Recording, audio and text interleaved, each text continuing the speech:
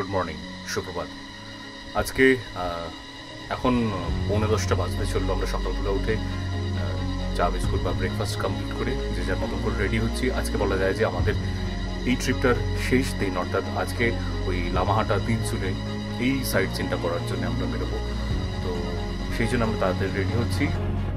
নমস্কার, হোয়াইট নয়েজিং 22 চ্যানেলের পক্ষ থেকে আমি উজ্জ্বল ব্যানার্জি আপনাদের সবাইকে শিটং 2 এর এই শেষ ভিডিও প্রাঙ্গণে স্বাগত জানাচ্ছি। আশা রাখবো আগের 3টা ভিডিও যারা দেখেছেন তাদেরকে ভালো লেগেছে এবং এই ভিডিওটাও দেখে পুরো শিটং 2 এর রসিকা হোমস্টের তত্ত্বাবধানে যে ট্রিপ প্ল্যানটা করা হয়েছিল সেটা সম্পর্কে আপনাদের ধারণা পাওয়া যাবে। তাহলে চলুন আজকের ভিডিওটা শুরু করা যাক। প্রায় 1.5 থেকে 2 ঘন্টার যাত্রাপথ স্থাপন করে আমাদের আজকের প্রথম গন্তব্য ছিল দাওয়াইপানি ভিউ পয়েন্ট। দাওয়াইপানি জায়গাটা অত্যন্ত সুন্দর। এখান থেকে পুরো দার্জিলিংয়ের পার্বত্য অঞ্চলটাকে দেখা যায়। সেদিনকার মেঘে ঢাকা ছিল বলে খুব একটা বেশি পার্বত্য অঞ্চলগুলোকে দেখা যায়নি, কিন্তু সত্যি জায়গাটা সুন্দর। বাবু, এটা কোথায় এসেছো বলো? দাওয়াইপানি। আর ওই পাহাড়টা কি দূরে? দার্জিলিং।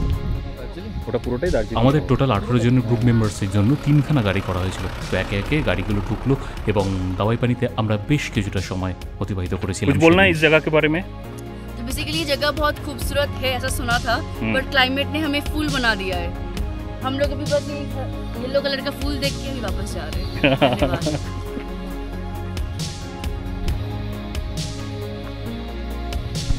তো আমরা এখন দাওয়াইপানিতে এসেছি। দাওয়াইপানির এটা একটা ভিউ পয়েন্ট বললো, যেখান থেকে এন্টারি পাহাড়ের রিজিয়নটা দেখা যায়। দূরে ওই পাহাড়টা যেটা দেখাচ্ছে ওইখানে দার্জিলিং শহরটা এখান থেকে দেখা যায়। বাট আজকের দিনটা কালকে পর্যন্ত পুরো আকাশ ক্লিয়ার ছিল, তো আমরা প্রপার ওয়েতে কাঞ্চনজঙ্ঘাও দেখতে পেয়েছিলাম। বাট আজকে এতটাই ক্লাউডি ওয়েদার, সেই জন্য দার্জিলিংটা কিছুটা দেখা যাওয়ার পরে কিছুক্ষণ পরে আবার পুরোটা ঢেকে গেছে। আকাশ থেকে ঘন ঘন মেঘ নামছে। বাট একটা কথা বলবো, দাওয়াইপানিতে আমার আসার খুব ইচ্ছে ছিল, বাট দাওয়াইপানি যে এত সুন্দর এটা আমি জানতাম না। বাট আমার দাওয়াইপানিতে ডেফিনেটলি স্টে করার প্ল্যান রয়েছে পরবর্তী টাইমে। তো দাওয়াইপানিতে আমরা মোটামুটি 8 ঘন্টার মতন ছিলাম। যে যেরকম পারছিল ছবি তুলছিল, মজা করছিল। যাই হোক, তো এই প্রকৃতির স্বাদ উপলব্ধি করার পর আমরা বেরিয়ে পড়লাম আমাদের পরবর্তী গন্তব্যে। সেটা হচ্ছে লামাহাটা ইকো পার্ক। এখান থেকে প্রায় 1 ঘন্টার ওপর ডিস্টেন্স লাগলো আমাদের সেখানে পৌঁছাতে। সেখানে পৌঁছে আমরা যথারীতি 20 টাকা করে টিকিট কাটলাম। কিন্তু এখানে একটা কথা বলে রাখি, টিকিটটা ভালো করে লক্ষ্য করবেন যে নতুন টিকিটটা যেটা দেওয়া হলো সেটাই কিন্তু উনি পুরোটা নিয়ে নিলেন। আপনাকে কোনো ছিঁড়ে বা কোনো খণ্ড আপনাকে দেওয়া হলো না, অর্থাৎ সেটা হয়তো বা আবার কাউন্টারে চলে যেতে পারবে। মেবি এটা একটা কাইন্ড অফ স্ক্যাম হওয়ার সম্ভাবনা থেকে গেল। জিনিসটা দেখে খুব ভালো লাগলো না। এনিওয়ে, আমরা ওখানে পৌঁছে পাইনের জঙ্গল, সারি সারি জঙ্গল, তার রাস্তা ভেদ করে ক্রমশ ওপর দিকে উঠতে লাগলাম। বেসিক্যালি এই লামাহাটা পার্কটা খুব সুন্দর। এর বাগান এবং পার্কের যে পরিকাঠামো সেটা দেখতে সত্যি খুব ভালো লাগে। বাগানটা বিস্তৃত অসংখ্য মৌসুমি ফুল এবং বড় বড় পাইনের জঙ্গলে। তার পাশাপাশি এখানে বিশেষ ধরনের বিভিন্ন বিরল প্রজাতির অর্কিড গাছও দেখতে পাওয়া যায়। লামাহাটা এমন একটি জায়গা যেখানে আপনি নিজেকে প্রকৃতির মাঝে মিশিয়ে দিতে পারেন অনায়াসে।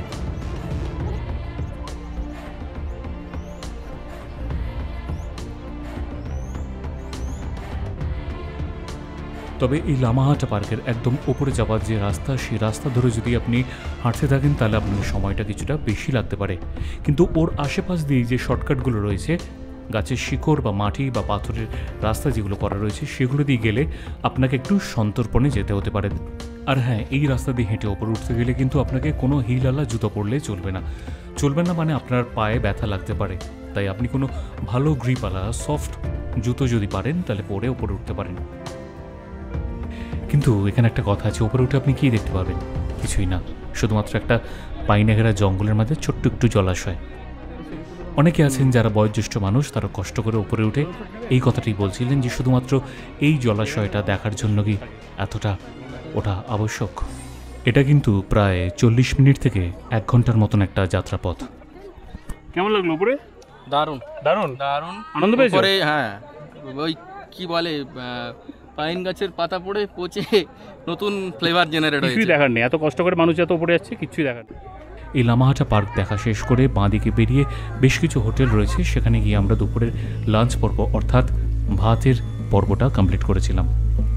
তারপর সোজা গাড়িতে উঠে আমরা চলে এসেছিলাম তিনচুলে ভিউ পয়েন্টে। আমি অবশ্যই এই তিনচিলে ভিউ পয়েন্টটা, অর্থাৎ যারা লামাহাটার এদিকে আসবে তাদের রেকমেন্ড করব। অসাধারণ একটা ভিউ পয়েন্ট, ওপরে চা বাগান এবং সামনে উন্মুক্ত পাহাড়ের প্রচুর প্রাঙ্গণ আপনার চোখের সামনে সশরীরে দেখা দেবে। এক অদ্ভুত অনুভূতির সাক্ষী। আমরা এখন দাঁড়িয়ে আছি তিনচুলে ভিউ পয়েন্ট। এখান থেকে সামনে যে 180 ডিগ্রির বেশি ভিউটা দেখা যাচ্ছে সেটা অনবদ্য অসাধারণ। এখানে তিনখানা পিক দেখা যায়, একটা হচ্ছে দার্জিলিংয়ের, আরও দুটো পিক দেখা যায়, তিনচুলের আরেকটা পিক দেখা যায়। তো দারুণ ওয়েদার, দারুণ ঠান্ডা বাতাস বইছে, মেঘগুলো উড়ে উড়ে যাচ্ছে, তার সাথে সাথে এরকম একটা ভিউ জাস্ট অনবদ্য। যারা যারা এই ভিউটাকে অনুভব করবে তারা অবশ্যই উইদাউট এনি হেজিটেশন তিনচুলেতে এসেও এই জায়গাটাকে উপলব্ধি করো। Thank you.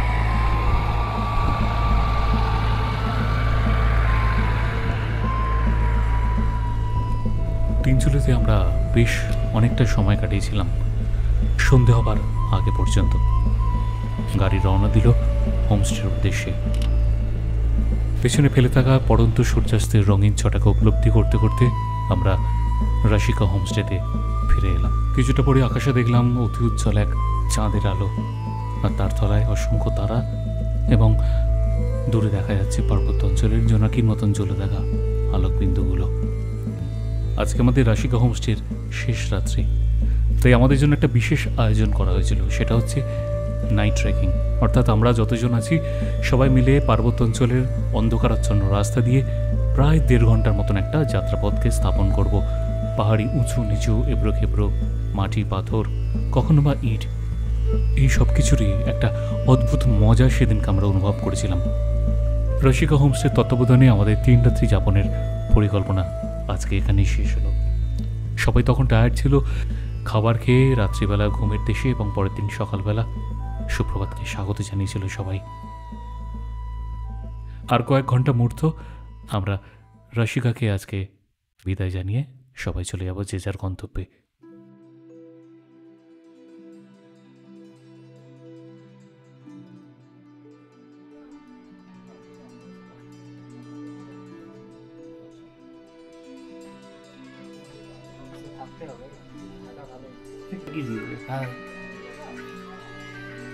সকালে উঠে দরজা খুলে রেখেই আমাদের গাড়ি চলে এসছে, অর্থাৎ বেরোবার তোড়জোড় শুরু হয়ে গেছে প্রায় সকলেরই।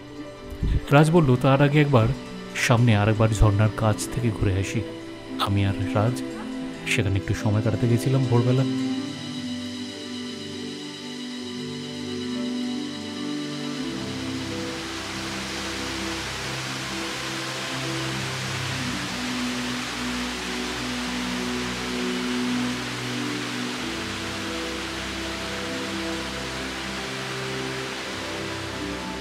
আমরা বেশ কিছুটা সময় সেখানে কাটাবার পর আমরা ফিরে এলাম রাশিকা হোমস্টেতে।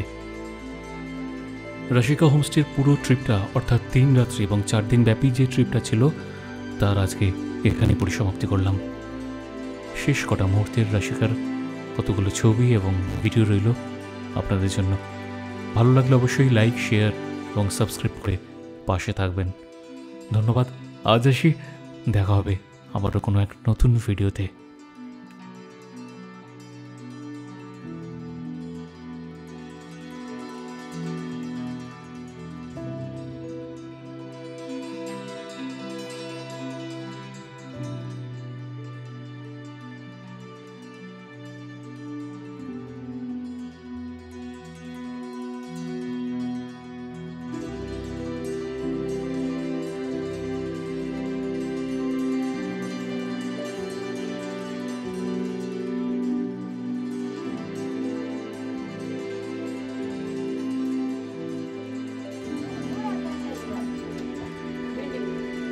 আমাদের এখানে ঘুরতে এসে ব্রেকফাস্ট বানাচ্ছে, আমাদের ভাবির সাথে হেল্প করে। আলাদা অভিজ্ঞতা, হেল্প করছে। সত্যি কথা, আমরা এই কটা দিন এইভাবেই সবাই মজা এবং আনন্দ করে কাটিয়েছিলাম। যাই হোক, আমরা যেদিনটা চলে আসছিলাম তার পরের দিন ছিল রাখি, তাই জন্য বাবুর বউ মিষ্টি আমাদের সেদিনকেই রাখি পরিয়ে একটা মৈত্রীময় ভালোবাসার বন্ধনে বেঁধে ফেলেছিল সবাইকে। সবাই ভালো থাকুক, সুস্থ থাকুক, এই কামনাই রইল।